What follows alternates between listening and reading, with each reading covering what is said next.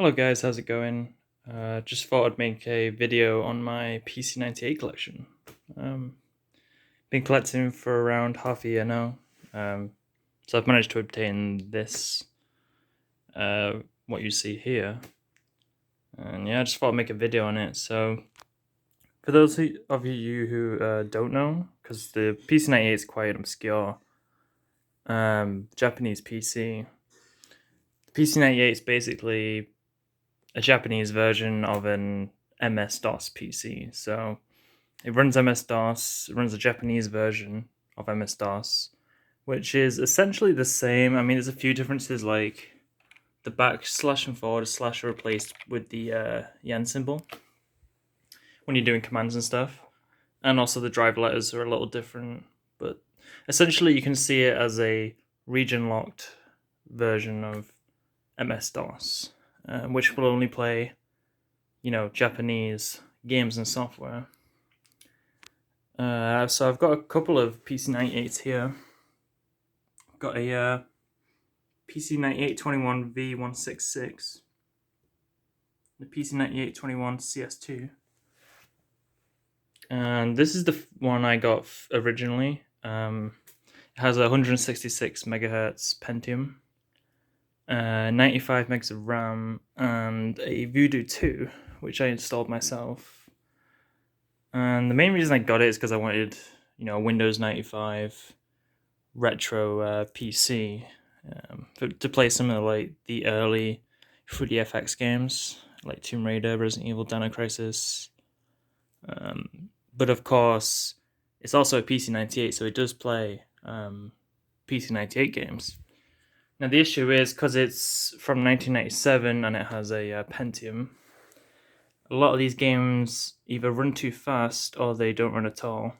There's a lot of compatibility issues, so that's the reason why I got this, the CS2.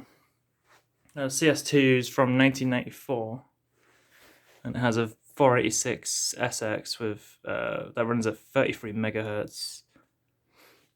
And the main reason I got that is so I can play a lot of my physical games.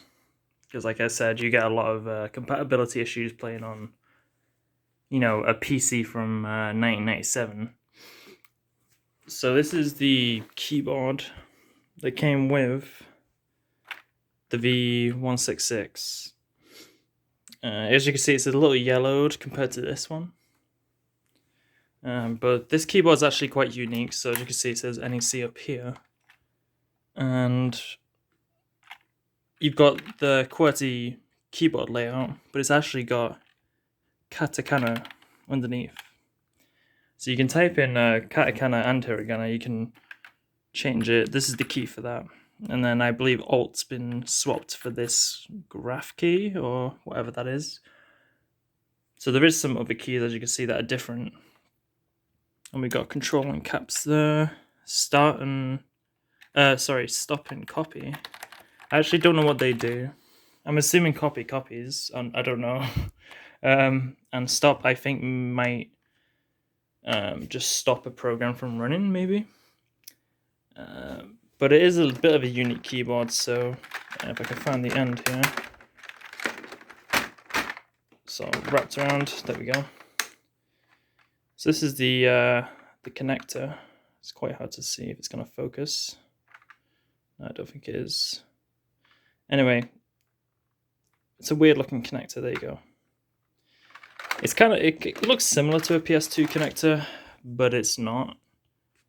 So this is like a bus keyboard, bus PC-98 keyboard. So you can't use like a PS2 keyboard. It has to be a NEC PC-98 keyboard. And this is almost identical, as you can see. It doesn't have NEC here, but it has NEC in the plastic there. And this keyboard came with the CS2. The V166 that I have, I actually put a Gotek floppy emulator in here, which is pretty cool. And this is the original floppy drive, which is actually unique. So the PC-98 floppy drive supports 1.44 meg floppies, but it also supports 1.2 meg. and it is a bit different. So you do need a actual PC-98 floppy drive if you want to replace the original one for whatever reason. And then this is the Cd-Rom drive, which I have replaced. Like, this isn't the original one, this is one that I put in myself, because the original 2x NEC speed, sorry, the NEC 2x speed drive wouldn't read CDRs, so I got a 40x speed drive in there. Oh yeah, and also, if you want to play DOS games, like PC-98 DOS games, you're going to need a sound card. So this is the, if it's going to focus, there we go, PC-9821 This is a pretty cool sound card. And that is the, it's going to focus, Yamaha YM2608 sound chip. And yeah, this is the most desired and probably the best card for the PC-98 DOS games. Some say it sounds similar to like a Neo Geo or a Mega Drive, which is pretty cool. As you can see, it's got a joystick port on it as well, and your usual ports like the headphone jack. For some reason, the line out is quite quiet, so I always use the headphone jack. Unfortunately, some of these can go bad and capacitors need replacing, but luckily this one's in good condition. But yeah, this is like the most compatible sound card, so pretty much 100% of games will run using this. And it's actually, like I said, it's quite desirable, so these actually nowadays go for like 100 to 150. Just because everyone wants one. But there is actually a modern version that someone's made, like a clone, using modern parts, of course. And that's around 100. But yeah, someone is making a modern version, which is pretty cool. And this is as you can see, a Super Famicom controller, but it's been converted to work on the PC-98. Like you see, it uses this kind of connector, similar to like a Mega Drive controller. But it's a different pinout, so someone's converted this to work on the PC-98, which is cool. So anyway, I'm going to show you a bit of the CS2, and then we'll plug it in and test some games out. Okay, so this is the CS2. I'm only going to talk about this PC-98. The V166 I don't really use much anymore. This kind of replaces it. I want to use the V166 for, you know, early 3D games, so Windows 95 and stuff, so talk about this one here. But yeah, this is the front of the CS2. You can see we got our CD-ROM drive here, which is prone to breaking, and most of the time they don't work. Luckily this one does, and it's actually quite a surprise because the seller originally said it didn't work, but to my surprise it actually does, which is pretty cool. And then we've got 2 floppy drives here. Underneath we've got headphone jack, volume control, and a reset switch, which is pretty cool. And then we got the power switch here. Now this is cool because the reset switch isn't present on the V166. So it's quite handy and convenient to have a reset switch. I'm going to take the cover off here. It's quite difficult with one hand. There we go. So this is the insides. Now, the cool thing about the PC-98 is that they're quite convenient to upgrade and work on. For example, this here, you can take these 2 screws out, and this pulls out and you can change the RAM, which is pretty cool, so you don't have to open the whole system. Same goes for the hard drive. I've already taken the hard drive out, the original hard drive, and you can't really see it, but I've put a compact flash 2IDE adapter inside. I've got a 2GB compact flash card in there, which is pretty cool. And it's using something called yet another hard disk image, which is quite a popular hard disk image for the PC-98. And you just copy it to the compact flash card, and it just works on the PC-98, and it's got games on it. And then you can take that compact flash card, put it in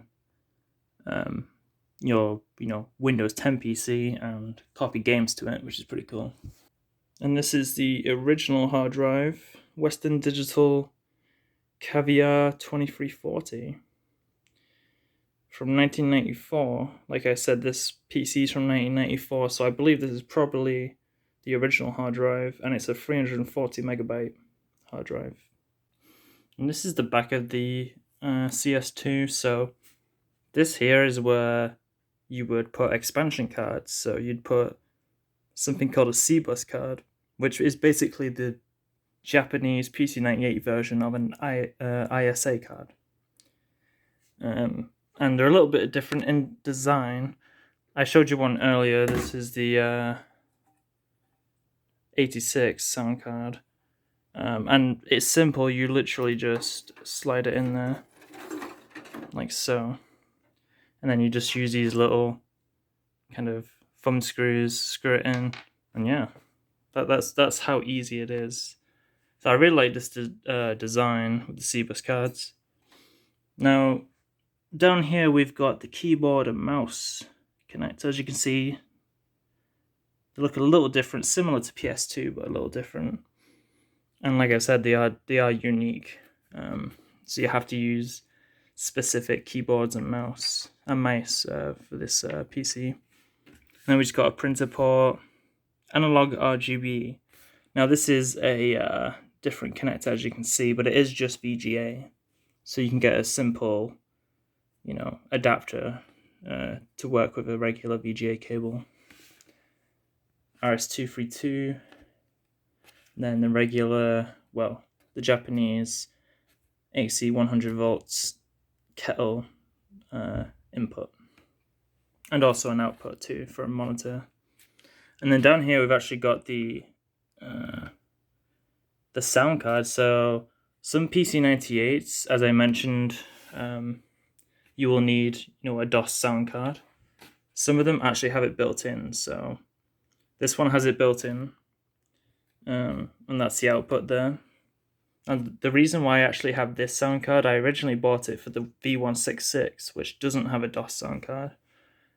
But I'm actually using it on this because there's a joystick port. So this thing doesn't have a joystick port, so the only way to get one is to use something like this, which has one. So now, before I show you the CS2 in action, I just wanted to talk about the PC-98 games themselves. So I really love, collecting for the PC-98 because they come in these awesome, sized boxes, sized game cases, which kind of remind me of, like a Neo Geo case. I mean, I don't own any Neo Geo games, but it's a little bit smaller. I have seen one before.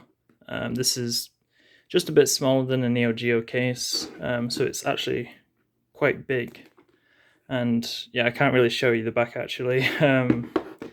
A lot of these games, as you can see from the spine, are 18 and have some nudity in. So you will get that a lot with the PC-98. It's just the way it is. So yeah, I won't be able to show you the back of them, but got some interesting titles here. But I will show you. In fact, this is my favorite title I actually own at the minute, which is Eve Burst Era, which is pretty cool. And Funny Bee's a pretty cool game. This is basically a visual novel set in outer space. And yeah, there's a RPG here, strategy turn-based RPG. This is a visual novel. Of course, is considered like one of the best visual novels ever. Another visual novel. There's lots of visual novels on the PC-98. This is some sort of card game, I believe. This is Mahjong. More visual novels. visual novel, and strategy turn-based RPG. And this is the oldest game I own. This is Shangri-La. This came out in 1991, and I will show you the inside of this.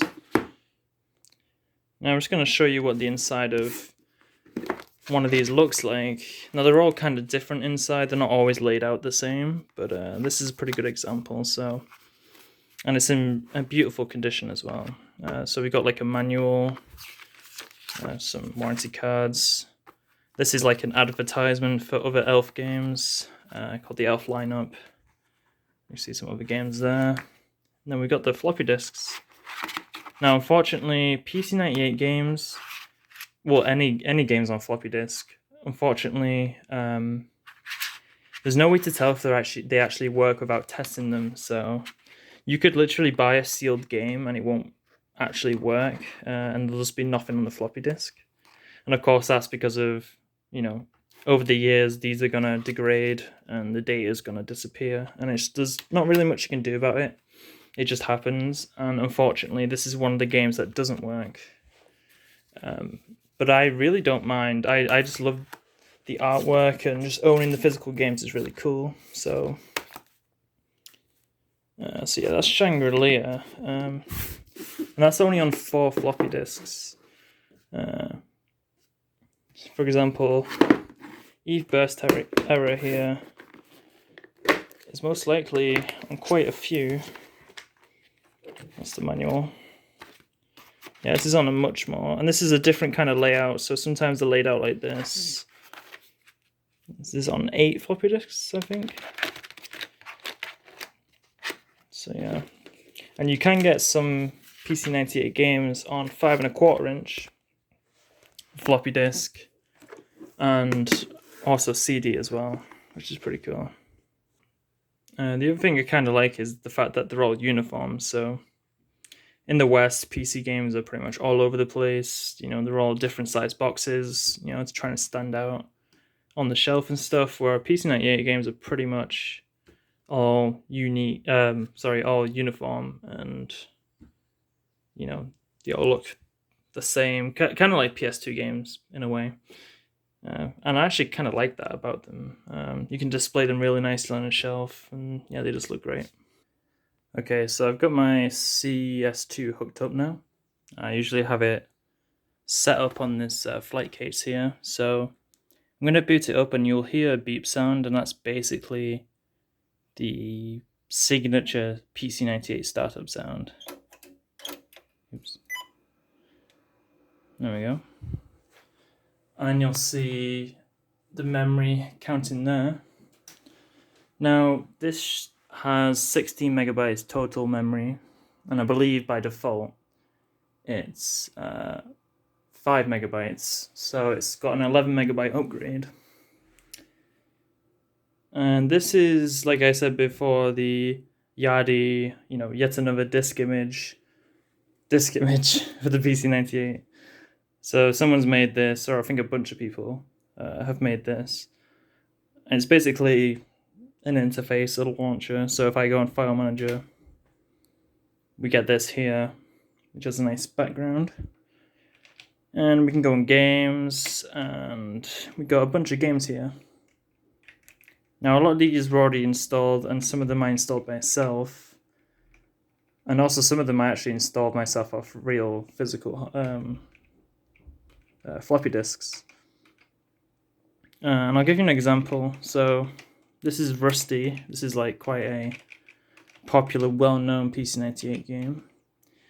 So if we just go up to the file that boots the game, we press R, and then we can press Enter, and it'll boot it up. Now that's actually coming from the PC speaker, so I forgot to mention.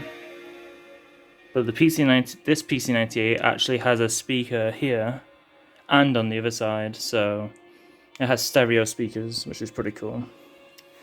If I change this down here, there we go. That's coming out my actual speakers. Turn it down a bit. So yeah, this is Rusty.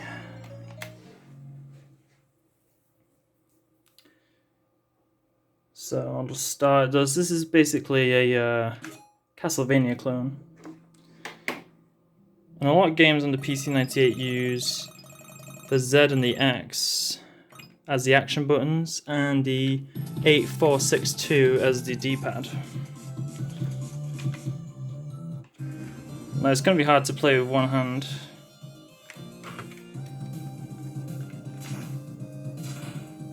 But yeah, you get the idea. It's a Castlevania clone. And it's got an awesome soundtrack. Like I said, that's the 86 sound card, which is awesome. Anyway, I'm going to reset here. Just showing you a few games quickly.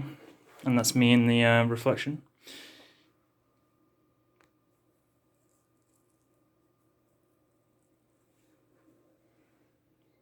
But yeah, it's quite difficult to play with one hand on the keyboard. Go to games. So that's Rusty. It's a well-known game. Obviously, we've got Touhou. I've got a lot of visual novels I put on here. I've actually got Doom 2. I'll show you Doom 2 real quick. I'll probably do a separate video on this because Doom 2 is known for it has an interest in PC-98 port, but it's also really difficult to get working. So I'm going to make a separate video on Doom 2. This is PC-98 Doom.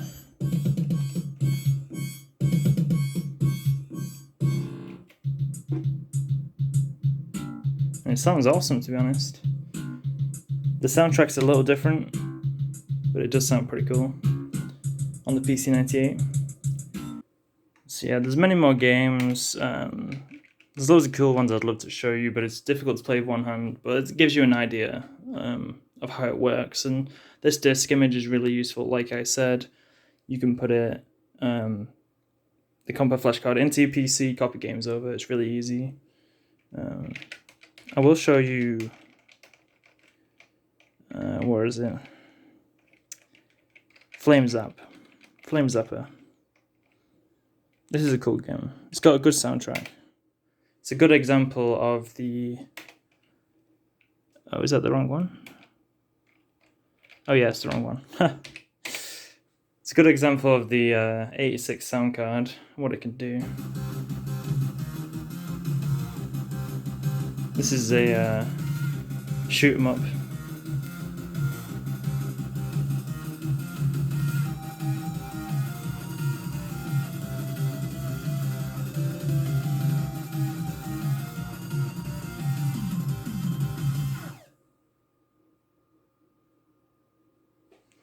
Yeah, so it's pretty cool. It probably could be open to a demo.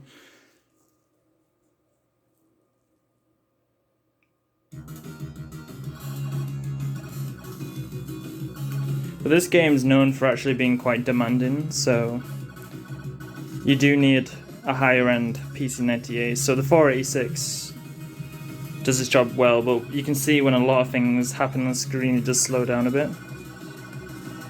But this is pretty much one of the top demanding games for PC-98 DOS. But another thing to keep in mind is that the PC-98 actually uses 24 kilohertz for its output for the most part. So it's actually pretty difficult to find a monitor or a capture card that will accept it. So if you're after a device that will capture PC-98, the OSSC can capture it. Or if you've got an NEC multi-sync monitor like this one, then you'll be fine. Anyway, that's pretty much it.